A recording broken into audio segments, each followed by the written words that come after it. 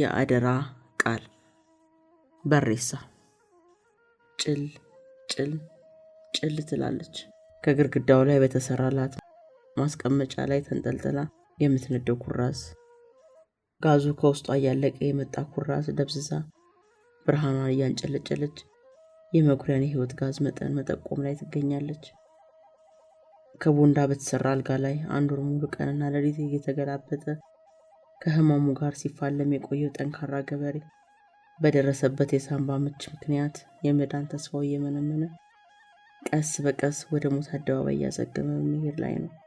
እሱም ይህን ሀቅ የተረዳ ቢሆንም ልጆቹና ሚስቱን ግን ተስፋ ሊያስቆረጣቸው አልፈለገም። በህይወቱ ተስፋ መቁረጥ ለሚባል ነገር እጁን ሰጥቶ የማያውቀው ሰው ከባለመሬቶቹ ቡጥጫና ግልምጫ ጋር ሲታገል እንደኖረው ሁሉ ጥርሶቹን ንክስ አድርጎ ከሞት ጋር ተፋጦ በመታገል ላይ ነው።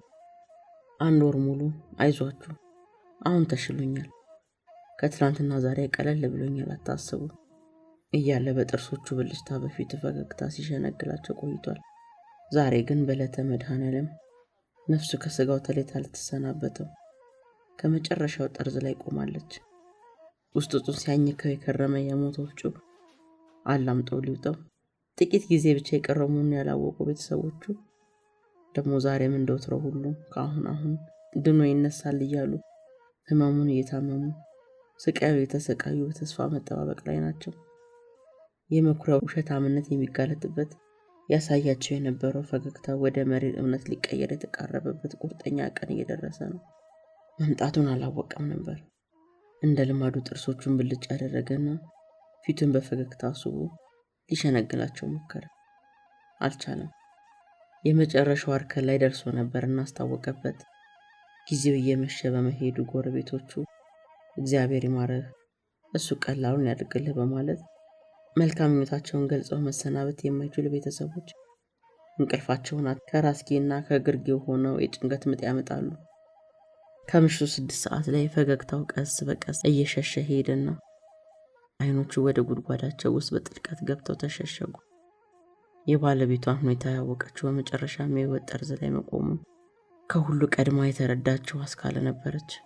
ከአንገቱ ቀን አድርጋ ትራሱን እያመቻቸችለት የኔ ጌታ አልቻልከውም፣ ሸክሙን አልረዳውህም አለች ተስፋ በመቁረጥ በተሰበረ አንደበቷ። ልጆቹም አይናቸውን አንዴ ወደ አባታቸው አንዴ ወደ እናታቸው እያንከራተቱ ተቁለጨለጩ። ከእናታቸው ፊት ላይ እስከዛሬ ድረስ አይተው የማያውቁት የተስፋ መቁረጥ ምልክት ተነበበ። መኩሪያ ፊቱ ፀሐይ እንዳጣ ተክል እየገረጣ ሄደ። አተነፋፈሱም ተቀየረ። ከላይ በመጨረሻም ከአንገቱ ነቅነቅ አለና ከራስጌ የቆመ ልጁን እጅ ፍለጋ ግራ እጁን ሰደደ። ጌትነት ቀልጠፍ ብሎ እጁን ወደ አባቱ ሰጠ። ጭብጥ አደረገው። ቀጠለና ትንሿ ሴት ልጁን ዘይኑን እቅፍ አድርጎ ሳማት።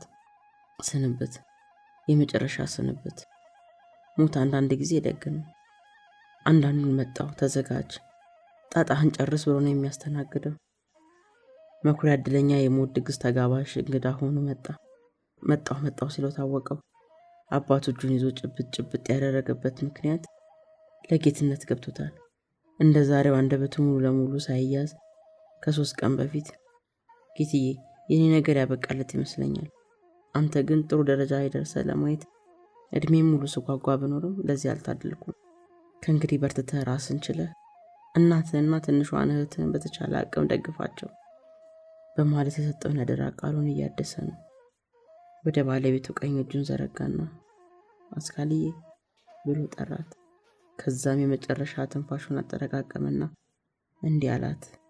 የአባት የአያቴ አጽም ካረፈባት እትብቴ ከተቀበረባት አብረን ሐዘንና ደስታን ባሳለፍንባት መንደር ከአባቴ መቃብር ጎን አጽም ካረፈ በኋላ አንቺም ባለ ተራ ሆነሽ ወደ እኔ ስትመጪ አጽምሽ ከጎኔ እንዳይርቅ አደራ።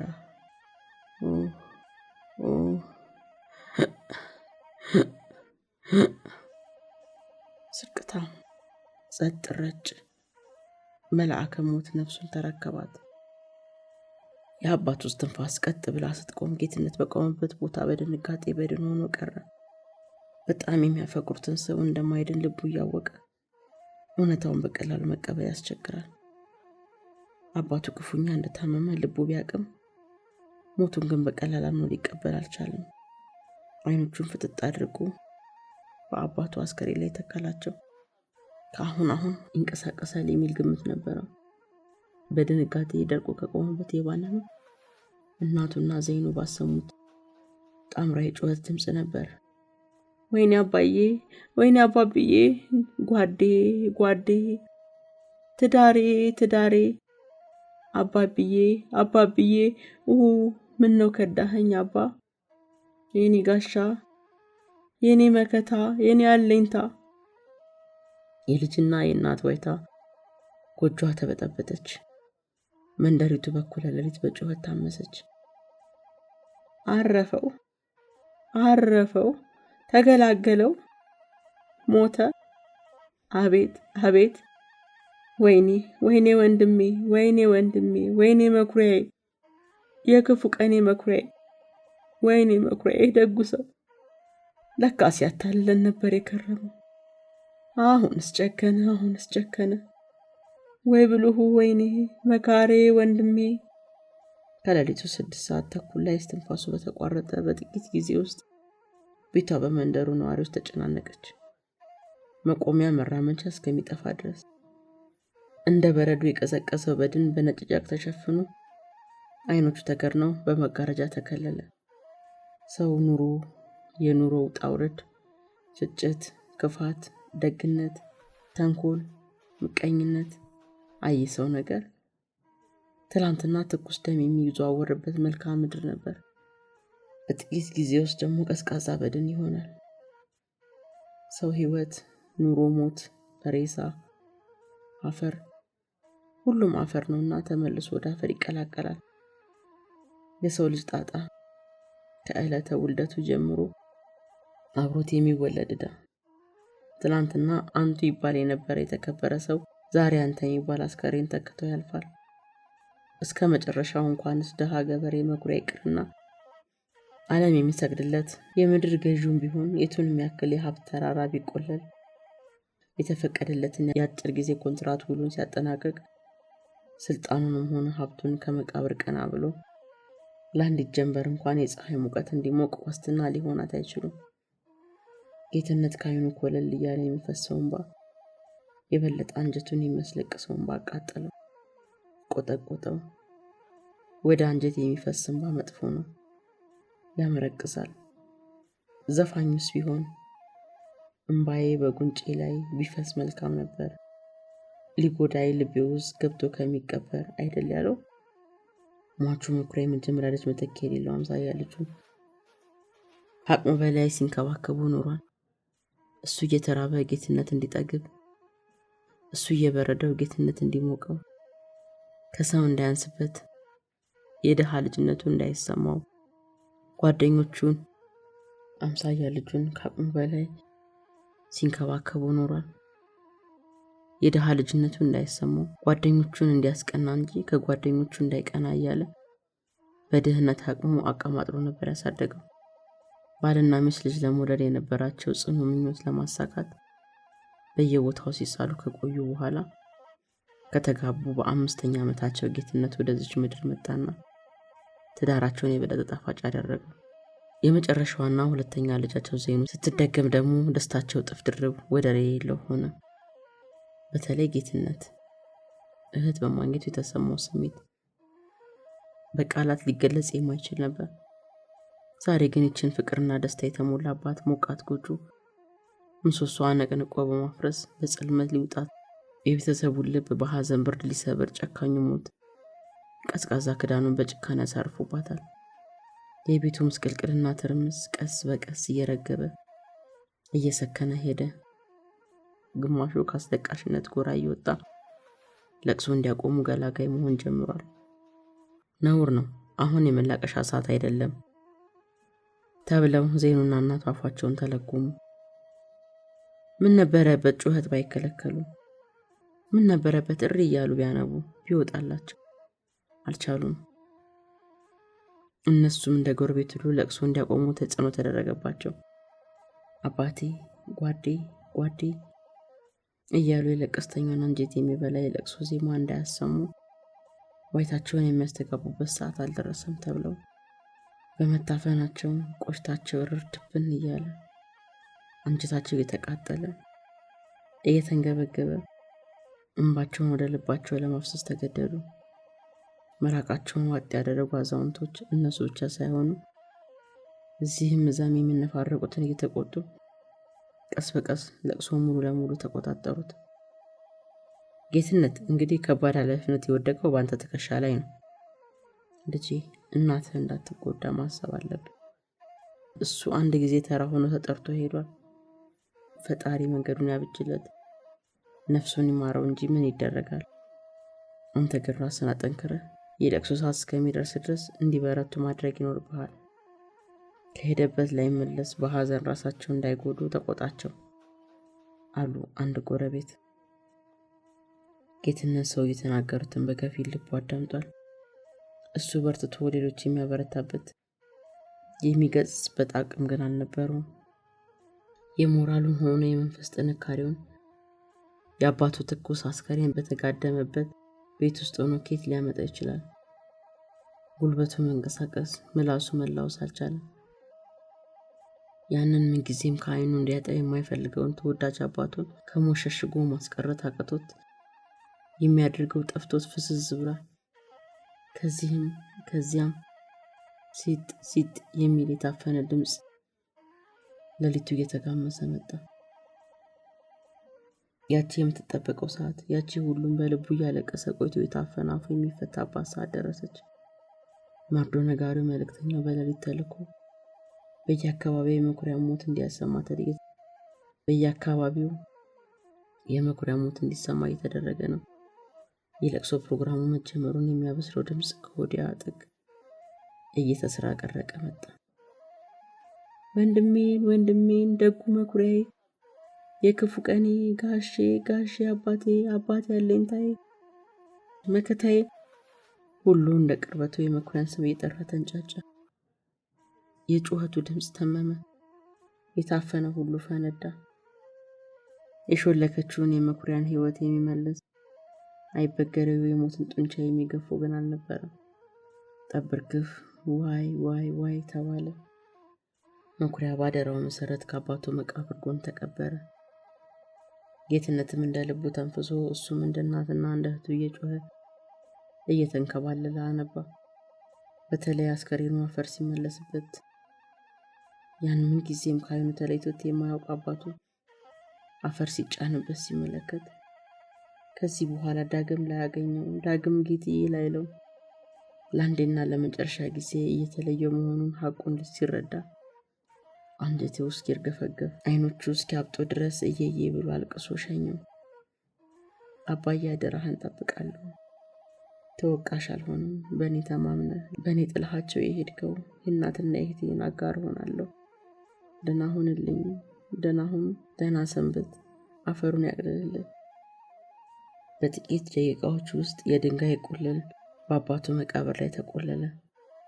ጌትነት የለቀስተኛውን አንጀት የሚበላ ለቅሶ ዜማውን እያሰማ ለመጨረሻ ጊዜ አባቱን ተሰናብቶ አጋርና ረዳት የሌላቸውን የአንዲት እህትና እናቱን አለኝታነቱን ለማስከበር የአባቱን ሙት መንፈስ ሊያስደስት አደራ ቃሉን ሊያከብር ቆርጦ ተነሳ።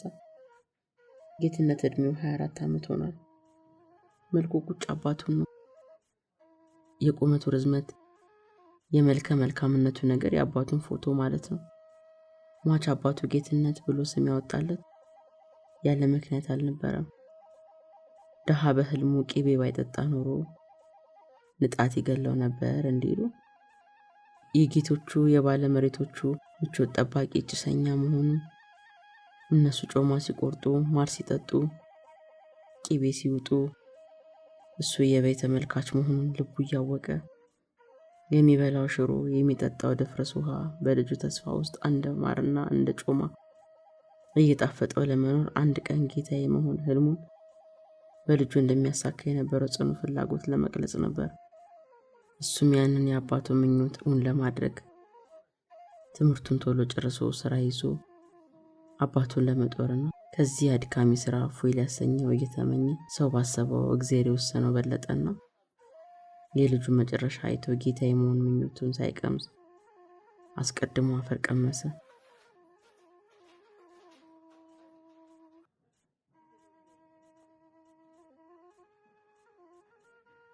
በባሌ ጠቅላይ ግዛት በገናሌ አውራጃ በበሬሳ መንደር ውስጥ ተወልዶ ያደገው ጌትነት መኩሪያ ለመንደሪቱ የመጀመሪያ ምሁር ነው። ከሱ በፊት በዛች መንደር ውስጥ ማንም ተምሮ አያውቅም። እሱ ከደረሰበት ደረጃ ላይ ደረሰ አልነበረም። ብርቅዬ የበሬሳ ምሁር የገበሬ ልጅ ጌትነት በአባቱ ብርቱ ጥረት ከአንደኛ እስከ 6ኛ ክፍል ድረስ በዶዶላ ትምህርት ቤት ተማረ። በልጅነቱ የጥጆች ጠባቂ ከዛም ከፍ ሲል ደግሞ ጥሩ ገበሬ ሆኖ እንደሚያድግ እንጂ የትምህርት ቤት ደጃፍ እንደማይረግጥ ባለመሬቶቹ ያደረጉትን የነበረ ጫና ሰውየው መኩሪያ ባይሆን ኖሮ መቋቋሙ እጅግ አስቸጋሪ ነበር። ልጁ ጌትነት የአባቱን እግር ተክቶ ላቡን የሚያስመጥጥ የማይነጥፍ ፍንጭ ሆኖ በቀረ ነበር። መኩሪያ ግን ይህን ሁሉ ተቋቁሞ ትምህርት ቤት ካስገባው በኋላ የመሬት ላራሹ አዋጅ በሚታወጅበት ጊዜ የሁለተኛ ደረጃ ትምህርቱን እንዲከታተል የባሌ ጠቅላይ ግዛት ዋና ከተማ ወደ ሆነችው ጎባ ወስዶ ትምህርት ቤት አስገባው። ጌትነት ቅዳሜ ወደ ወላጆቹ ዘንድ እየመጣ የሳምንት ስንቁን እየቋጠረ የሳምንት ናፍቆቱን እየተወጣ በተመላላሽነት ተማረ። አባቱ በሞት ሲለይ 12ኛ ክፍል ትምህርቱን አጠናቆ ነበር። ዛሬ የመኩሪያ 40 ቀን ነው። ጉልላቷ የሚያምረው ሰፊዋ የሳር ጎጆ ዙሪያውን በቁልቋል ታጥሯል። የመኩሪያ 2 በሬዎች፣ 2 ጊደሮች፣ አንዲት ላም የሚታሰሩባት ትንሽ በረት በከብቶች አዛባ ተለቅልቃ ጽድት ብላ ለአይን ትማርካለች። ወደ ሰፊው ግቢ ሲሰልቁ በስተግራ በኩል የጓሮ አትክልቱ ቦታ በቀይ ስር፣ ቲማቲም፣ ቃሪያ፣ ሽንኩርት ችግኞች ለምልሙና ተውቦ ያማልላል። በግቢ ውስጥ አግዳሚ ወንበሮች እዚህም እዚያም ፈንጠር ተደርገው ተደርድረዋል። በብርዳማውና ጭጋጋማው ማለዳ በጎጆዋ ጣሪያ በኩል ትጉልል እያለ ወደ ሰማይ የሚወጣ ደማቅ ጥቁር ጢስ የድግሱን ዝግጅት ከሩቅ ይጠቁማል። ለተስካሩ ዝግጅት በማዕድ ቤት ስራ ላይ የተጠመዱ ሴቶች ብቅ ጥልቅ ይላሉ። በጢስ ያለቀሱ አይኖቻቸውን እያሻሹ መስተንግዶን ለማፋጠን ተፍተፍ ይላሉ። ወንዶቹ ደግሞ ግማሾቹ ቁምጣ ሱሪ፣ ግማሾቹ እጀ ጠባብ ሱሪ ለብሰው ናቸው። ድንኳን በመትከልና ለመስተንግዶ የሚያስፈልገው ነገር ከደጅ ሆነው በማስተናዳት ላይ ይገኛሉ። ብርጭቆዎች፣ ኩባያዎች፣ ሳህኖች፣ ስኒዎች በብዛት አምጥተዋል። ጌትነት ጢሙን አሳድጎ ጥቁር የሐዘን ባርኔጣውን ደፍቶ አንዴ ወዲያ ይከንፋል። የምሳ ሰዓቱ ደረሰ። ለ40 ጠበል ጠዲቅ እንዲቀብስ የተጠራው ህዝብ ግቢው ሞልቶታል። የጠንቃቃው መኩሪያ ጎተራ ሙሉ ስለነበር ለዝግጅቱን ብዛም አልተቸገሩ። ጌትነት የአባቱን ነፍስ መንግስተ ሰማያት እንዲወርስለት እጁን ወደ ፈጣሪ ነፍሱን ይማረው መንግስተ ሰማያትን ያወርሰው እያሉ እንዲመርቁለት ዘመድ አዝማዱን ወዳጅ ጎረቤቱ ተሰበሰበበት ግቢ ለመስተንግዶ ሲሯሯጥና ሲራወጥ ዋለ። ጌቴ ደከመህ እኮ እስኪ ትንሽ አረፍ በልና እህል አፈር ጣል አድርግ፣ ከጠዋት ጀምሮ እንደሮጥ ካለ አለችና እናቱ የያዘውን የጠላ ማንቆርቆሪያ ልትቀበል እጇን ዘረጋች። ቆይ እባክሽ እኔ ምንም አራበኝም፣ ይልቅስ አንቺ አረፍ ቤ ደክሞሻል አለና የጠላ ማንቆርቆሪያውን ከእጇ ዞር አደረገ። እስኪ አትከራከሩ፣ እሱን ለእኔ ስጡ፣ አንቺም ደክሞሻል። አንተም ጠኔ እንዳይመጣ እህል ቅመስ። ጆን እያነቆመው እህል ነው። ጎረምሳነት በልህ አይደለም። ጎረቤታቸው ሄዶ የማስታረቂያ ሐሳቡን ሰንዝሮ ማንቆርቆሪያውን ከጌትነት እጅ በመንጠቅ ሲገላግላቸው ጌትነት ጎረቤቱን አቶ አያልነህ አጠገብ ሄዶ ተቀመጠ። በዚህ ጊዜ ሽማግሌው ጠጋሉለትና ጌትነት የአባትን ነፍስ እግዚአብሔር ይማረልህ። ከእንግዲህ እኛ ወደ መኩሪያ እንሄዳለን እንጂ መኩሪያ ወደኛ ተመልሶ አይመጣም። ያ የሁላችን ተራ ሲደርስ የማይቀር ዕዳ ነው። መኩሪያ አንተን ተክቶልን አልፏል። በሐዘን ራስን ሳትጎዳ ጠንከር በል። እሱ ጀምሮ ያልጨረሳቸውን ጉዳዮች መጨረስ አለብህ። እኛ ልጆቻችንን በረኝነት ተወስነው እንዲቀሩ ስናደርግ እሱ ግን ሽንጡን ገትሮ ተሟክቶ የባለ መሬቶቹን ዱላና ስድብ ችሎ አስተምሮሃል። በርትተህ ስራ ፈልገህ ይችን አቅመ ደካማ እናትህን ደግፋ። ትንሿ እህትህም ያላንተ እርዳታ ያላንተ ቁጥጥር የትም አትደርስም። ሰማኸኝ ልጄ? የትናንትናው ገበሬ ቶሎሳ እንኳን አንድ ፊደል ሳይቆጥር አዲስ አበባ ገብቶ ይኸው ሰው ሆኖ ለወላጆቹ የሚልከው ገንዘብ የሚልከው ልብስ ለጉድ ነው አሉ። እግዚአብሔር ይባርከው። ለራሱም ጥሩ ኑሮ ነው አሉ የሚኖረው። አንተ ደግሞ ከሱ የተሻልክ የተማርክ ነህና አዲስ አበባ ብትሄድ ስራ ብትሄድ አማርጠ መያዝ ትችላለህ አሉት። ልክ ኖት አባባ፣ እግዚአብሔር ይርዳ፣ ያሰብከው ይሳካል በሉ። ይመርቁኝ እንጂ አሁን ሁሉም እርሱ ያሉኝ ነው የሚሆነው። አስቤበታለሁ። እናቴም ስራ ፈልጌ እስከማገኝ ድረስ እንዲያስጠጋኝ ለጋሼ ቶሎሳ ደብዳቤ ጽፋለታለች። መልሱን የተጠባበኩኝ ነው አላቸው። ጎሽ ጎሽ፣ ቶሎሳ ዘንድ ተቀምጠ ስራ መፈለግ ወደ አዲስ አበባ ልትሄድ አስበሃል ማለት ነው? አዎ፣ ደብዳቤውን ይዘውልኝ የሚሄዱት ጋሽ አለሙ ናቸው። ሆዱን አራርቶልኝ ስራ ፈልጌ እስከማገኝ ድረስ ሊያስጠጋኝ ፈቃደኛ ከሆነ ጊዜ ሳላጠፋ መነሳት ብቻ ነው የሚቀረኝ። እሰይ የኔ ልጅ እሰይ፣ አንተ ብቻ ቁረጥበት እንጂ በቶሎሳ በኩልስ ሀሳብ አይግባ። እናትህም ብትወድ ለቶሎሳ ደግ ነበረች፣ እንደ ልጇ ነበር የምትወድ። ሟች አባትህ የቶሎሳ አባቴ ጋዲሳ የቅርብ ወዳጅ ነው። ቶሎሳ ይሄን ሁሉ ያውቃል። የማያውቅ እንዳይመስልህ። አንተ ወስን እንጂ ደስታውን አይችለው። አትጠራጠር። መቼም አንተ ሰው የምትመከር እንጂ የምትመከር ልጅ ሆነህ አይደለም። ይህንን የምልህ በመልክህ ብቻ ሳይሆን በስራህም የዛ አስተዋይ አባትህ ምትክ ነህ። ከአቶ አያልነህ ጋር በሰፊ ሲጫወቱ ቆዩ። የመኩሪያ አርባ ከወጣ 2 ሳምንት ሞላው። አቶ አለሙ ከአዲስ አበባ አልተመለሱም። ጌትነት በጉጉት እየጠበቃቸው ነው። ጌትዬ፣ እንደው ዝም ብለህ ተጨነቅኩ እኮ የኔ ልጅ። ቀስ ብለህ ተምረህ የሚደርሰው ነገር ይሁን ያክል ማሰብ አያስፈልግም። እምቢ ብለህ ደብዳቤውን ጣፍክ እንጂ ወደማታውቀው ሀገር ብን ብለህ መሄድን አልወደድኩም። እኛ እንደሆነ እሱ ፈጣሪ ይመስገን የምንበላውና የምንጠጣው አላጣን። ይህን ያክል መልክህ እስኪለወጥ ድረስ በሐሳብ መኮራመትህ ለምንድን ነው? እባክህ ይህን ትክዝ ማለትህን ትንሽ ቀንሰው የኔ ጌታ። እናቱ በልምምጥ ፊቱን እያደባበሰች ለመነችው። ጌትዬ፣ ማሰብ መተከዝ፣ ማሰብ መተከዝ፣ ማሰብ መተከዝ ብቻ ሆኗል ስራው። የቤተሰብ ኃላፊነት ቀንበር መሸከም በላዩ ላይ በድንገት ወድቆበት እጅግ የሚያፈቅረው የአባቱ አደራ ቃል እረፍት ነስቶት የአደራ ቃሉን ሲያከብር ትምህርቱን በመቀጠል እቅድ ላይ ሳይሆን ስራ በመያዝ በጉጉት ተውጦ በሐሳብ ማዕበል ውስጥ ተዘፍቆ እየዳከረ ነበር። በተለይ የአባቱ ቀብር ዕለት አባዬ፣ የደካማዋ እናቴና እህቴ አጋር ሆናለሁ፣ ይህንን ባላደርግ አጽሜ ይፋረደኝ በማለት ለሞት አባቱ የገባው ቃል በሐሳብ የተመላለሰ ሰላም ነስቶታል። ጌትነት የ12ኛ ክፍል መልቀቂያ ብሔራዊ ፈተና ከወሰደ ጊዜ ድረስ ከአንደኛ ክፍል ጀምሮ ትምህርቱን ያጠናቀቀው አንደኛ በመውጣት ሲሆን በብሔራዊ ፈተና በከፍተኛ ውጤት እንደሚያመጣ የሚያጠራጥር አይደለም። ይሁን እንጂ ለእሱ በአሁኑ ሰዓት አንገብጋቢ ጥያቄ ማትሪክ አልፎ ዩኒቨርሲቲ ገብቶ ከ4 እና ከ5 ዓመታት በኋላ ተመርቆ ከዛ በኋላ ስራ መያዝ አይደለም። በፍጹም ዛሬ ነው። እናቱ እንደ ድሮ እርሻ ውላ አረም አርማ ለመግባት ወደ ጓሮ ወጣ ብላ አትክልት ለመኮትኮት በጠዋት ጥጆቿን ወደ መስክ አሰማርታ ሲመሽ ለመሰብሰብ ገበያ እንደ ልቧ ውላ ለመግባት አቅም እያጣች ነው። ትንሽ እህቱ ተስፋ እንዲኖራት ከተፈለገ ደግሞ አባቱ ለሱ በከፈለለት መስዋዕትነት ልክ መስዋዕትነት ከፍሎ ሊያሳድጋትና ተንከባክቦ ሊያስተምራት ይገባል። ተንከባክቦ ካላስተማራት መሀይም ሆና መቅረቷ ነው። በሱ እምነት እሱን ለመርዳት ዛሬ የሚወስነው ውሳኔ እንጂ ለነገ የሚይዘው ቀጠሮ አይሆንም። እንደምንም ብሎ ተቸግሮና ሰው አስቸግሮም ቢሆን ይህ ምኞቱ እንዲሳካ ደግሞ የቶሎሳ ምላሽ የተጠባበቀ ነው። ታዲያ እናቱን ይህን የልቡን ምኞት ስላላወቀች ይሆን አተክዝ አታስብ ማለቷ? እንደሱ አትበይኝም አየ፣ የአባባን አደራ እንድወጣ የሐሳብህ ይሙላልህ ብለሽ መርቂ፣ የቶሎሳ ልብ ያራራልህ በይ። ይህን ብቻ ተመኝልኝ።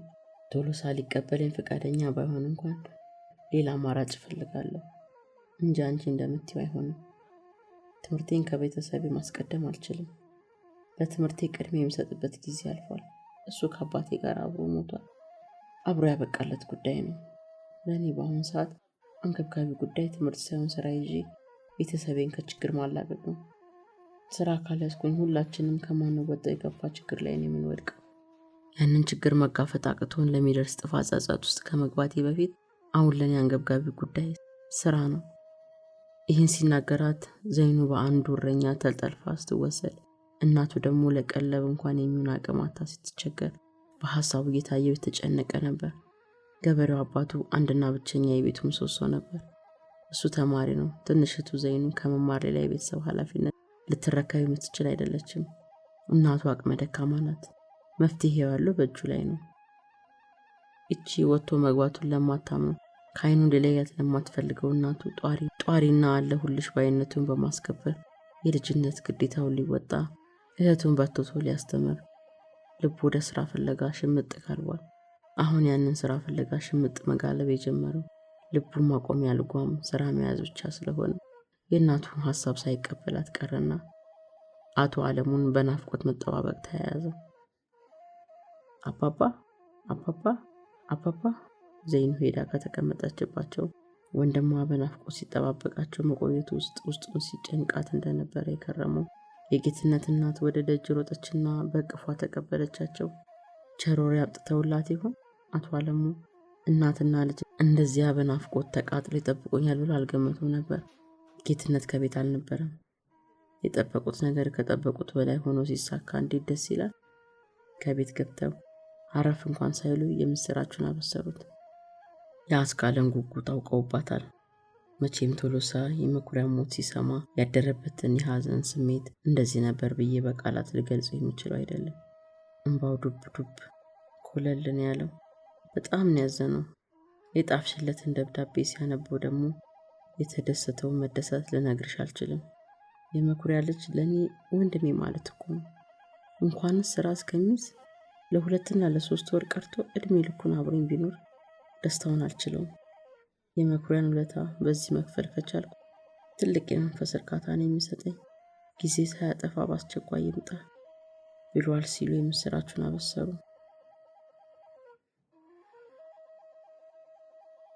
መኩሪያ የሞተበትን ዕለት መድኃኔዓለምን በየወሩ እየዘከረች እንደ አቅሟ ድፎ ዳቦ ጋግራ ጠላ ጠምቃ ጠበል ጠዲቅ የምታቀምስበት ቀን ነው። ዛሬ የዚሁ የዝክር ቀን ነበር። ጌትነት መኩሪያ አባቱን ወዳጅ የሆነውን የጋዲሳ ልጅ አዲስ አበባ እንዲመጣ ፍቃዱን ስለገለጠለት እሱ ዘንድ ሄዶ መጠነኛ ስራ ይዞ እናትና ሕዝቡን ለመርዳት ዝግጅቱን አጠናቋል።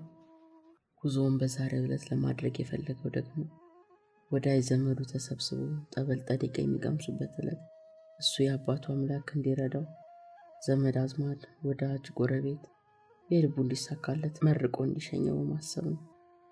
የፈተና ውጤቱን ተቀብሎ የሚልክለት ሰው ወክሎ ጨርሷል። ዛሬ ከስሟ በቀር የማያውቃት የአዲስ አበባ ተጓዥ መንገደኛ ሆኖ ይሄው በዘመድ አዝማዱ ተከቧል። እናትና ዘይኑ ልባቸው በሐዘን እየተረበሸ ተፍ ማለቱን ተያይዘውታል። ቢሆንም ግን ይህን ትካዜና የልባቸው መሸበር ጌትነት አውቆ ሆዱ እንዲባባ ጥንቃቄ አልጎደላቸው ነበር። አንድ ዘመድ አዝማዱ ሁሉ በደህና ግባ፣ እድልህ ቀና ይሁን እያለ አሸኛኘቱን እየተሯሯጡ ነው። ጌትነት አመለሸጋ በጥሩ ስነ ምግባር ተኮትኩቶ ያደገ ልጅ በመሆኑ ሊሄድ መዘጋጀቱን የሰማ የመንደሩ ነዋሪ ያልተጠራው ጭምር ንቅል ብሎ መጥቷል። የዚህን የሚወደድ ልጅ አይናቸው ርቆ በመሄድ በሁሉም ላይ ከባድ ቅሬታን አሳድሯል። ጌትነት ያቺ ከትውልድ ቀኑ ጀምሮ ከእናትና ከአባቱ ጋር በፍቅር የኖረባትን ጎጆ ዙሪያውን በዓይኖቹ ሲቃኝ ከቆየ በኋላ የሆነ ትዝታ ውስጥ ገባ። አባቱ መኩሪያ ከመደቡ ላይ ጋደም ይልና እሱን ደረቱ ላይ ያስቀምጥና በሁለት እጆቹ ወደ ላይ ከፍ አድርጎ በፍቅር ስሜት ሽቅብ እያዋለ ጌትዬ፣ ጌቱ፣ አባቴ፣ የኔ አንበሳ ስታድግ ወይ ዶክተር ወይም ደግሞ አውሮፕላን ነጂ ሆነ የዚህ ከካም ጭሰኛ አባትን ከካራክፈህ ከሰው ጎል እንደምታደርገው አልጠራጠርም እያለ የብሩህ ተስፋ ሸት ሲበላ የኖረበት ጊዜ አስታወሰ።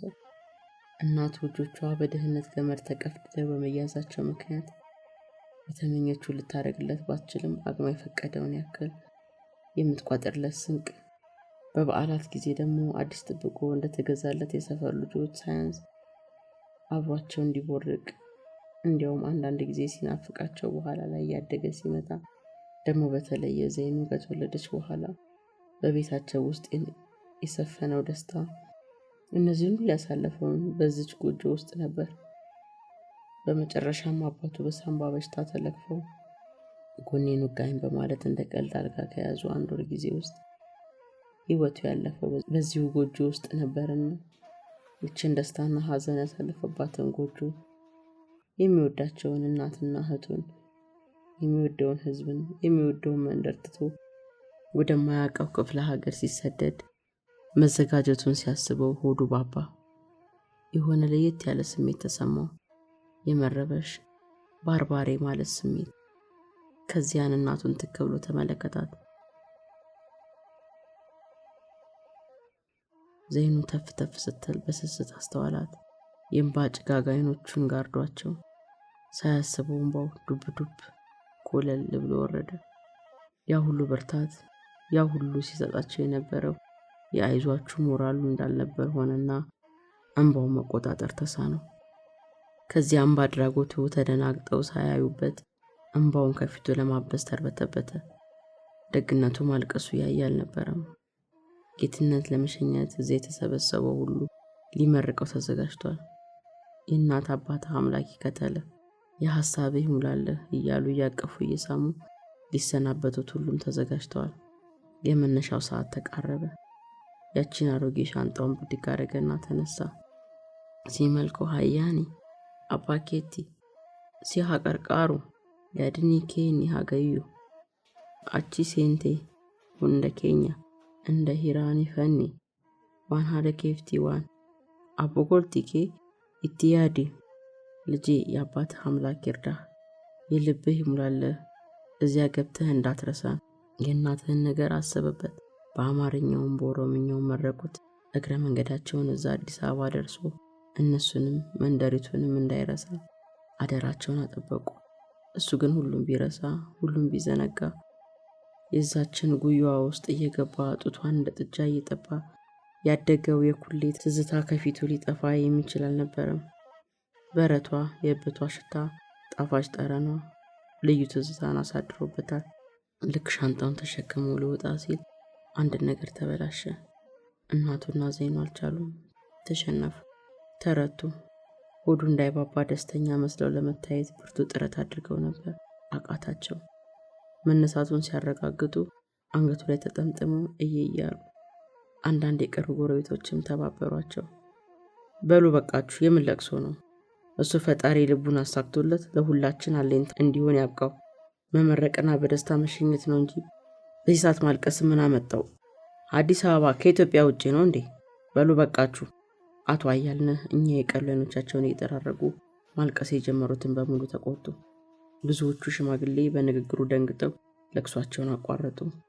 ዘይኑና እናቷ ለገልጋይ ትንሽ አስቸግረው ነበር። ጌትነት ወጥቶ ሲሄድ ሁሉም ሊሸኙ ተያይዘው ወጡ።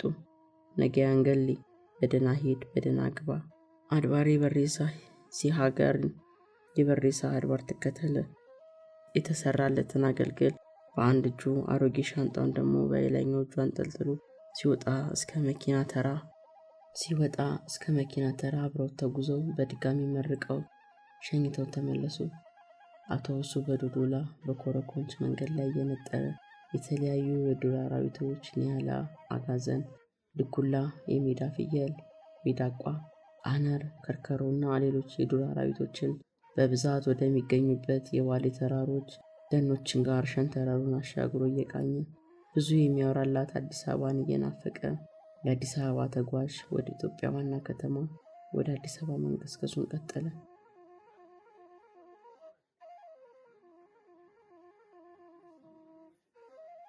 ጌትነት አዲስ አበባ አውቶቡስ ተራ ደረሰ። በመርካቶ ተርምስ፣ በህዝቡ ግርግር፣ በመኪናው ብዛት፣ በከተማው ውበት በእጅጉ ተደነቀ። አቶ አለሙ በነገሩት መሰረት ሴቺንቶ አስቆመና ጳውሎስ ሆስፒታል ብሎ ተሳፈረ። ከሆስፒታሉ ዋና መግቢያ ፊት ለፊት ያለውን ቀጭን የእግር መንገድ ተከተለ። ጥቂት ስትራመድ ባህር ዛፍ የተከበበ ትልቅ የመኖሪያ ግቢ ታገኛለህ። ከእሱ አጠገብ ደግሞ አንድ ትንሽ ሸንበቆ የታጠረ ግቢ ታገኛለህ። እሷ የቶሎሳ ግቢ ነች። ምንም አያሳስትህም። ምናልባት ካላወቅከው ደግሞ በዚህ ስልክ ቁጥር ጎረቤት ደውለህ ቶሎሳን ታስጠራለህ በማለት ስልክ ቁጥር ሰጥተውት ነበር። አቶ አለሙ ከ15 ቀን በኋላ ቅቤ ጭኜ ስለመሄድ አብረን ሄዳለን ጠብቀኝ ብለውት ነበር። 15 ቀን በጣም ረዘመበት። ሄጄ እድሌን ብሞክር ይሻላል ብሎ ቸኩሎ ነው ብቻውን የመጣው። ሴቼንቶ ጳውሎስ ሆስፒታል አጠገብ አወረደው። እንደተነገረው ከሆስፒታሉ ዋና መግቢያ በር ፊት ለፊት ቀጭኗን የእግር መንገድ ወዲያውኑ አገኛት። ደስ አለው። ትንሽ ውስጡን እየተራመደ ደግሞ የተባለውን በባህር ዛፍ የተከበበ ሰፊ ግቢ በርቀት ተመለከተ። በደስታ ልቡ ፈነጠሰ። እየተቃረበ ደግሞ የሸንበቆ አጥሩን በቅርብ ርቀት አየው። ልክ ነው ያለ ጥርጥር የቶሎሳ ቤት እሱ መሆን አለበት። ሰው መጠየቅም አላስፈለገኝም አለና በቀጥታ ሄዶ በሩን አንኳኳ። አዲስ አበባና ቤቱን ከዚህ በፊት የማያውቀው እንጂ ከባሌ ገጠር ከተማ ወጥቶ ለመጀመሪያ ጊዜ አዲስ አበባን የገጠር ሰው አይመስልም ነበር። ሸዋዬ ነበረች የወጣችው። የቶሎሳ ባለቤት ባሏ ስለ ጌትነት አጫውቷታል።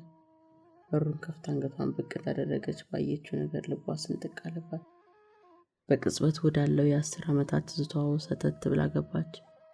በአፍላ ጉርምስና ዘመኗ ያ በፍቅር ያበደችለት ውሽማዋ 50 አለቃ አየለ ራሱ አፈሩን አራግፎ የመጣ ነበር ይመስላል።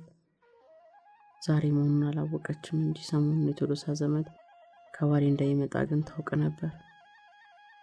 ጌትነት የምትባለው ነህ አይደል? ፈገግ ብላ ተወረገረገችና ስሙን ጠርታ አጨበጠችው። ጌትነት ራሱን ከማስተዋወቁ በፊት ስሙን ስትጠይቀው ተገረመ። አዎ ጌትነት ነኝ፣ የጋሽ ቶሎሳ ዘመድ ነኝ። ከባሌ ነው የመጣሁት። ራሱን በሚገባ አስተዋወቀ። ቶሎሳ ስላንተ ስላጫወተኝ ነው ቶሎ ያወቅኩ። በልግባ ወደ ቤት በልግባ። ቀደም ብላ እሷ ከኋላ አስከተለችው። ሸዋዬ መልኳ የቀይ ዳማ ሲሆን ደልደል ያለ ሰውነት ከማራኪ ዳሌና ከቁመቷ ጋር በምጥን የተሰራ የደስደስ ያላት አይነግቡ ሴት ናት። ቶሎሳን ከማግባቷ በፊት በሴተኛ ዳር የምትተዳደር ወንዶች የሚሻሙባት ጉብል ነበረች።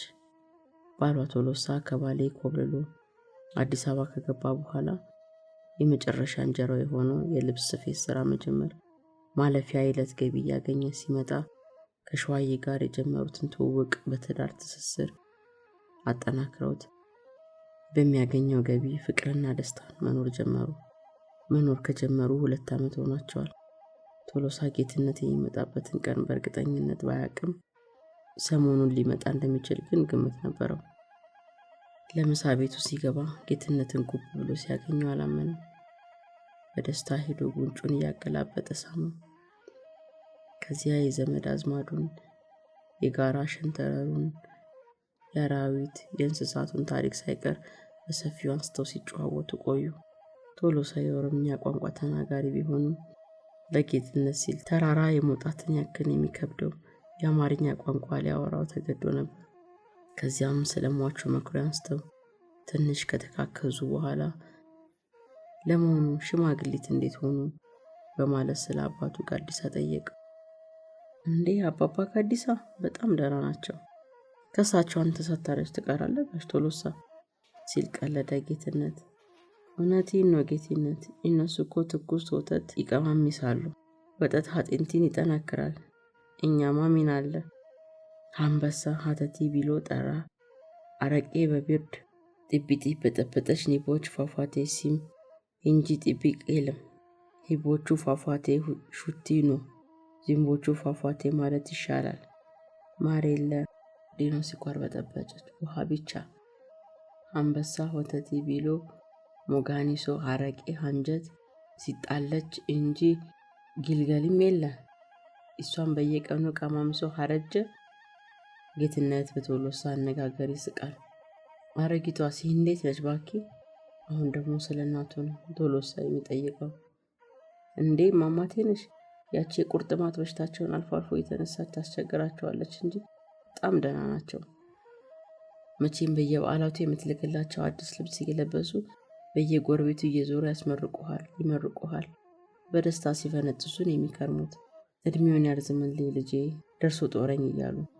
በሬሳ ውስጥ ጥሩ ስም ነው ያለ። አቶ ቶሎሳ ከጥርሶቹ ሸረክ አለ። ፊቱ እንደ ፀሐይ አበራ። ጥቃቅን ዓይኖቹ ሳቁ። ደስ አለው። ቶባኪ ደስ ቢሎት መራቂዎች ጌትነት። ጋሽ ቶሎሳ እነሱ እኮ ብዙም አይጠብቁም። ትንሿ ነገር እንደ ትልቅ ነው የሚያዩት። ዋናው ደስታቸው ልጅ ያስታወሰኝ የሚል ነው። ቶሎሳ መልኩ ወደ ጥቁረት ያደላል። ፊቱ መጣጣ ሲሆን ዓይኖቹ ጉድጓዳቸው ገብቶ የተደበቁና ግንባሩ የተሸበሸበ ያለ ዕድሜው ያረጀ የሚመስል የ36 ዓመት ሰው ነው። ሰዎች ወሬ ሲያወሩለት ቶሌ ኢቦ በማለት ይወዳል። እሺ ባክህ እንደማለት ነው። በዚህ ሁኔታ ሲጫወቱ ቆይተዋል። ምሳቸውን ከበሉ በኋላ ሸዋ እያፈላችላቸውን ቡና መጠጣት ጀመሩ። ቶሎሳ ተመልሶ ወደ ስራ መሄድ አልፈለገም። ይልቁንም ከጌትነት ጋር ወጣ ብሎ መዝናናት ነው ያሰኘው። ቡናውን ጠጥተው ከጨረሱ በኋላ ሸዋዬ እኮ አላት። ሁሌም ሲያቆላምጣት ሲፈልግ እንደሚለው አይኖቿን በፍቅር እያየ የእኔ ሸዋዬ ማለቱ ነው። ቀና ብላ በእነዚያ የሚያባብሉ አይኖቹ አየችው። ትንሽ ዞር አድርጌ ሰፈሩን አሳይቼ እመጣለሁ። ጌትነት እንዲሰማ በዚያው በተሰባበረ አማርኛ እያወራትና ወደ ኋላ መጥቶ በነዛ ጥቃቅን አይኖቹ መቀመጫዋን በፍቅር እያየ ነገራት። በሉ እንዳታመሹ አለችና ንቅሳታማ ሸዋዬ በዚያን አረግራጊ ዳሌዋ ትንሽ ወዝወዝ እያለችና የቡና ጀበናዋን ለማንሳት አጎነበሰች። አናመና ቶሎ ነው የሚመጣው ሾኮ። ጎንበስ ስትል አጭሩ ቀሚስ ወለል ካደረገው ውጭኖቿ ላይ አይኖቹን በስስት ተክለው እየተንከራተቱ ጌትነት አይኖቹን ዞር አደረገ። ተያይዘው ወጡ። ናስቲ እዚህ ትንሽ እረፍት እናድርግ። ጠጅ ቤት ከመሄድ ይልቅ ለጌትነት ክብር ሲል የመረጠውን ግሮሰሪ በጣቱ ጠቆሙና ተያይዘው ገቡ። እስኪ ባኬ 2 ቀዝቃዛ ቢራ አምጣ አለ ቶሎሳ ላስተናጋጁ። እኔ ቢራ አልጠጣም ጋሽ ቶሎሳ አለ ጌትነት። የባኪ ጠጣ፣ ቢራ እኮ ገብሲ ነው፣ ጠላ ማለት ነው። ሊያግባባው ሞከረ። ጋሽ ቶሎሳ ሙት አልጠጣም፣ ለእኔ ለስላሳ አምጣልኝ። አስተናጋጁ ለስላሳ እንዲያመጣለት ጠየቀው። ከዚያም ለጌትነት ኮካ፣ ለቶሎሳ ደግሞ ቅዱስ ጊዮርጊስ ቢራ ተከፈተላቸው። በጭቅጫቆ ልቡ ደረቀ። እስቲ ወደ ቁም ነገሩ ይግባና ስላንተ ጉዳይ ይነጋግሩ። ጌትነት ይህንን ርዕስ ጉዳይ በናፍቆ ሲጠባበቀው ነበር። በመሆኑም ደስ አለው። ሳያንገራገር ወደ ጉዳዩ በቀጥታ ገባ። እንደምታውቁ አባባ ከሞተ በኋላ ሁሉም ነገር ጨለማ ሆኗል። እኔም እዚህ ደረጃ የደረስኩት የአባባ ከፍተኛ ጥረትና ትግል ነበር። አሁን ግን ያን የቤተሰብን ሸክም ሙሉ ለሙሉ ተሸክሞ የሚኖረው ምሰሶ ሁኔታዎች አሳሳቢ ጨለማ እየሆነ ነው የሚሄደው። እማማ አቅማው ከጊዜ ወደ ጊዜ እየተዳከመ ነው። እኔም ቀለብ እየቋጠርኩ በየሳምንቱ እየተመላለስኩ መማር አልቻልኩም። እናትና አባቴ እየተረዳዱ በከፈሉት መስዋዕትነት ነው። አሁን ደግሞ ትንሿ ዜኑን ትምህርት ቤት እንድትገባና ትምህርቷን እንድትከታተል ከኔ ሌላ ይህን ኃላፊነት ሊሸከም የሚችል ሰው የለም። አባባ የለ፣ እማማም አቅሟ እንደ ድሮ አይደለም። ሴት ልጅ ደግሞ ከወንድ ልጅ የበለጠ እንክብካቤና ክትትል ትፈልጋለች። እህቴ ትምህርት ቤት ከሚገኝበት አካባቢ ሳትርቅ ትምህርቷ መማር እንድትችል እናቴን አቅሜ በፈቀደ መጠን መደገፍ እንድችል ትንሽ ስራ መያዝ አለብኝ። ትንሽ ስራ ይዤ እነሱን ራሴን እየረዳው ትምህርቴን ማታ ማታ ለመቀጠል ሀሳብ አለኝ። ቶሎሳ ጌትነትን በጥሞና እያዳመጠው ነበር። ስራ ፈልጎ እስከሚያገኝ ድረስ በመጠለያም ሆነ በምግብ በኩል ችግር እንዳያጋጥመው ቃል ገብቶለታል። ጌትነት አዲስ አበባ ውስጥ አውቀዋለሁ ብሎ አፉን ሞልቶ ሊናገር የሚችለው አንድ ብቸኛ ዘመዱ ቶሎሳና አጋርና መከታ አድርጎ አቶ አለሙን እንኳን ለመጠበቅ ትዕግስት አጥቶ እሱም ብሎ እሱም ብቻ ተማምኖ ይሆንና ከተፍ ብሏል። ጌትነት ቀጠለ። ያችን አበባ ያፈራባትን መንደር ትቼ የትም አልሄድም የሚል እምነት አላት እንጂ እንደኔ ቢሆንማ እግዚአብሔር ቢረዳኝ እሷንም ዘይኑንም እዚሁ አዲስ አበባ አምጥቼ አብረውኝ እንዲኖሩ ነው ምኞቴ። ምኞቱን እሱ የሰማይ ጌታ እንዲያሳካለት እጆቹን ወደ ሰማይ ዘረጋና ቀና ብሎ አንጋጠጠ። ቶሎሳ ጌትነትን በጥሞና ሲያዳምጠው ከቆየ ከመሬት ላራሹ ጀምሮ ያለው ታሪኩን ይተረክለት ጀመር። ጌትነት አንተ በዛን ጊዜ ትንሽ ልጅ ነበር። ሁሉንም ማወቅ አትችልም። ነገር ግን አንዳንድ ነገሮች ሳታውቅ አይቀርም። በዛ ክፉ ዘመን ላባችን ጢፍጢፍ አድርጎ አፈር ጊጦ ጠዋት ብርድ ጨለማ ሀሩሩ ጠብሶት በሮቻችን ጋር እየወደቀ እየተነሳው ደከመበት ምርት ሙልጭ አድርጎ በሉት። ባለመሬቶች ነበሩ ሲሶ ሂሩቡ እያሉ ዓመት ሙሉ ለአይን አይኑን እያየ ጎመጅለት ቡቃያ ምርቱ ደረሰ። ጊዜ ዙሪያ ከበቡና ማሳ ላይ እንዳለ ዘረፋዎችን ይጀምራሉ። እነሱ ትልቅ ጎተራ ሆድ ሞልቶ ጊሳት ጀማምሮ ጊዜ እኛ ማሰሮ ኪላል ጎተራ ብሎት ደርጊም ምርቱ ገባባት ቀን ጀምሮ አንጀቷ ጥብቅ ብሎ ሪቦስ ታዛጋ ከርማለች። ከኛ ትርፋችን ባለመሬታችን ጠጊቦት ጊሳት ሲላቸው ታዛቢነት አይኑን ፈጥጦ ቢሎት ማየት ብቻ ነበር። ወደፊት ተስፈንጭጭል የለም። ባላባቶ ግልምጫና ቡጥጫ ዞሪቲ ሚርቃኖች ነበረች። ያችን ጊዜ ታዲያ ያንተ አባት እኔን አባት ይመክር ነበር። ጋዲሳ ይሄንን ትንሽ ልጅ ትምህርት ቤት አስገባ፣ ጎበዝ ልጅ ነው፣ አለዛ እንጃሎ ተጭሰኛ ሆኖ ይቀራል። ተው ጋዲሳ እንዳይቆጭ ቢሎ ሁል ጊዜ ይጨቀጭቅ ነበር። አባቱ ሞክሮ በዛን ጊዜ ትዳሪም ልጅም እኔን ሁሉ ይወዳል። ሁል ጊዜ ሂሊ ትልቅ ቦታ ይደርሳል። ከአባቴ የበለጠ ጎጋው አንተ አባት ሙክራ ነበር። እንዳንተ አባት ጨክኖ አይኖቹ ፈጥጦ እርሶቹን አግዲጦ ነክሶ ላስተምር በሮቹን ጠሚድ ጊዜ ሞፈር ሸከሚለት ለበሮቹ ሳራጭጂ አረማርሚለት ሲኮተኩቱ በሮቹን ጠብቂለት። አንተ ትምህርቱን እንዲማር ጥረት አደረገ። ያን ጊዜ አንተ ትምህርት ቤት ገብቶ መማር ጭንቅላቱ ትልቅ ሆኖ አየውና እኔ ቂናት ቅጥል አለው። እንዳልማር የከለከለ እኔ አባት ላይ በጣም ይዝን አልኩ። በሱ ደረሰ ይጣብ ቢጥቅ ቢሎብኝ ሲቃይ ኑሮ ሲኒገፋው ፈረደ። አባቴ ደካማ ነው፣ ግን ችግሩ ከባድ ነበር። ባለመሬቶቹ አንገቱን ህንቅ አድርጎ ይዞት ነበራ። በህፃንነቱ እጆችን ጠበቁ። ትንሽ አድጌ ከፍ ሲለው ደግሞ ጎረምሳ ጡንቻኖ ቢሎት ላቡን ጥሚቅ አድርጎ ጥጥት እኛ ሲቃይ እኛ መከራ ቢታወራ አያልቅም። ዘይውስ ገባበት። ወጥ እንኳን በልተን አናቅም። ጠዋትና ማታ ባቄላ አሹቅ ብቻ። ሲጋ በላቲን ቀን በጭራሽ አያስታውስ።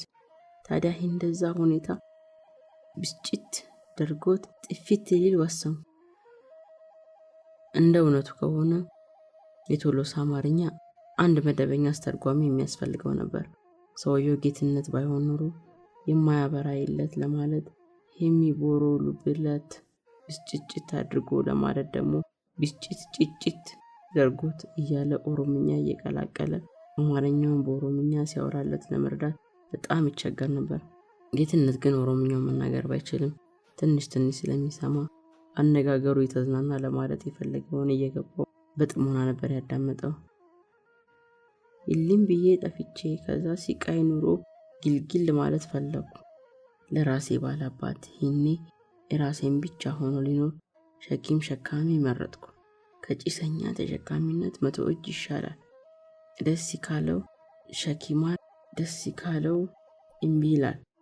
እንዳሰብኩ አንድ ቀን እንደ ሐሞራ ወፈረ ድንገት ከቤት ወጣቴና ሰንጋ ነጋዴ ጋር ተቀላቅዬ ከዶዶላ አዲስ አበባ ድረስ በእግሬ ገባሁ። ከዛ በኋላ ብዙ ችግር ብዙ መከራ ደረሰ። አዲስ አበባ አንድ እንኳን ዘመድ የለም። አዲስ አበባ ኬሳ ተሪባለው። ከዛ በኋላ እሲቢሎ ሶ ለመድኩኝና ስራ ፈለኩ። አዲስ አበባ ኬሳ ብዙ አይነት ስራ ሰርቼ ችግሪን ጋፍጫለሁ። ኪሉይነት፣ ሊስቴሮነት፣ አልጋ አንጣፊነት፣ ዘበኝነት፣ መጨረሻ ልብስ ሰፊ ስራ ጀመርኩና መተዳደር ሆነ ስራ ለመድኩ። አሁንም ድረስ እዚህ ጋቤና ሲፌት ስራ ሰራለሁ። የኔና ሸዋዬ በፍቅር ይኖራል። ተሜሬ እንደ ጓደኞቼ ተሻለ እውቀትና ስራ አላገኘሁትም እንጂ እኔና ሸዋዬ ደስቶ እኖራለሁ። አየቲን ጭቃ ሰራች። 4 ከፊል ጎጆ ጉልበቴን ሆጋ ትቶት 1000 በሬን ፊሲስ አድርጌ ሰራው። አንተ ግን ትልቅ ተስፋ አለው። አባቱ ጥረት ተምሮ ማዮኒሚንቲና ችግር አምልጧል። ዋደጉ ሳያይ ድካም ተስፋዬን ሳያይ ድካም ሲፋቱን ውጤት ሳያይ ሞታ። ቀና ሲል የጌትነት አይኖችን ባቀረው ሲንከባለሉ ተመለሱና ደነገጡ። እንጂ ጌትነት እንደሱ ማለት እኮ አይደለም። አባቱ ሞክራ ጠንካራ ሰው ነበር። እንዴት ታቅ ነው ጌትነት? አንዴ በጣም እድለኛ ልጅ ነው። አንደኛ ተማሪ ነው። ሁለተኛ አንድ ችግር ደረሰ ጊዜ ሲላንተ ምስክር እኔ ያለ ስራ አግኝቶት ሄደ ድረስ እኔን እንዲታላቅ ወንድም ተመልክቶ ቸገረውን ሳይደብቅ ሐኪሙ ፈቀደ ድረስ እረዳለሁ። ጌትነት በቶሎሳ ንግግር አፉን ከፍቶ ቀርቷል። ያጫወተው ሰፊ ታሪክ ልቡን ነክቶት ተደምሟል። በመጨረሻም አይዞህ የሚል የተሰጠ የተስፋ ቃል ልቡን አጥግቦታል። ከዚህ በላይ አለኝታነት፣ ከዚህ በላይ መከታነት ከየት ይገኛል? የረጣጠው አይኖቹን በእጆቹ አባበሰና በጣም ነው የማመሰግነው ጋሽ ቶሎሳ፣ ብድሩን እግዚአብሔር ይክፈልህ እንጂ እኔ ልከፍልህ የምችለው አይደለም። ልቤ ኮርቶብሃል። ታላቅ ወንድም ማግኘት እጅግ አስደስቶኛል። እግዚአብሔር ይዳኝና ውለታን ለመክፈል ያብቃኝ። የተሰማውን ጥልቅ ስሜት ለቶሎሳ ገለጸለት። ቶሎሳም ለጌትነት አነጋገር ተደስቶ እየተጨዋወቱ አመሹ። በዚህ እንደ ባህር በተንጣለለ ሰፊ ከተማ ውስጥ ቶሎሳን ባያገኝ ኖሮ የአዲስ አበባ ምቾቱ ምኞት ብቻ ሆኖ ይቀር ነበር። ሲያስበው የቶሎሳን ልብ ያራራለት። ፈጣሪውን አመሰገነ። ወደ ቤት ሲመለስ ጥሩ መስተንግዶ ጠበቃቸው። ሸዋዬ ቆንጆ ራት አዘጋጅታላቸው ነበር። ሸዋኮ ሁሉንም ነገር ቀደም ብዬ እንዳጫወትኩሽ ነው። ጌትነት ማለት በስጋ ባልወለድም ታናሽ ወንድሜ ነው። አባቴ የነፍስ ጓደኛ ልጅ አሰቤ ሳክቶለት ሲራ ይዞ እናቱና እህቱን እርዳታ ሲጀምር ድረስ እኛ ጋር በላው በልቶ ጠጣውን ጠጥቶ አብሮ ቀመጣል። አዲሱ ዓመትም ዩኒቨርሲቲ ማታ ማታ መማር እቅድ አለ። ሲራ ያዘ ብቻ ጥቅም የለም። ቤት ተከራይቶ ዕቃ ገዝቶ አቅሙን ጠንከር ሲል ድረስ ከኛ ጋር ይቀመጣል። ይህናን ቢሎ ነው ባሌ ድረስ እዚህ መጣ። አዲስ አበባ ኬሳ ሄኔራ አንቺ ሌላ ማንም ዘመድ የለም። ሸውኮ ጌትነትን በተራ በተራ እየቆረሰ በተጨማሪ የማጓጓዝ ስራውን አጠናቀቀ። ምን ችግር አለ ታዲያ? እኔ በበኩሌ በጣም ደስተኛ ነው የሚለው። እኔ በበኩሌ በጣም ደስ የሚለኝ አንተ ዘመድ ያው የኔ ዘመድ ማለት አይደል? በፊትም ነገሩ ስላጫወተኝ በደስታ ነው የተቀበልኩት።